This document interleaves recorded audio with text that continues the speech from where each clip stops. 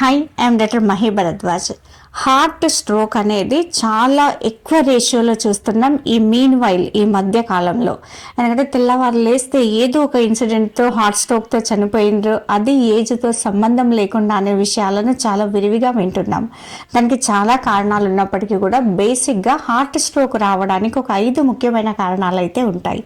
దాంట్లో నెంబర్ 1 వచ్చేసి high BP, అంటే హై బ్లడ్ ప్రెషర్ ఏదైతే ఉందో చాలామందికి తెలియదు సిమ్టమ్స్ కూడా.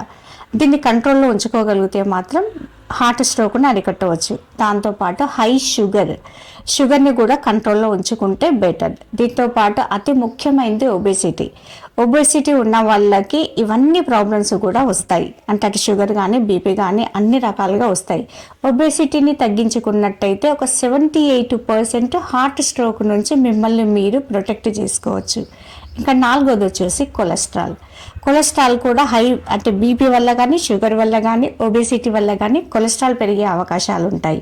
కాబట్టి ఈ 3 కంట్రోల్లో ఉంటే 4వది రాదు. 5వది వచ్చేసి స్మోకింగ్. ఖచ్చితంగా స్మోకింగ్ని అవాయిడ్ చేయగలిగితే మాత్రం హార్ట్ స్ట్రోక్ రేషియోని 38% మీరు కంట్రోల్లో ఉంచుకోగలుగుతారు. కాబట్టి వీటిని తప్పకుండా ఫాలో అవ్వండి. వీటిని కంట్రోల్లో ఉంచుకోగలిగితే హార్ట్ స్ట్రోక్ నుంచి మిమ్మల్ని మీరు ప్రొటెక్ట్ చేసుకోవచ్చు.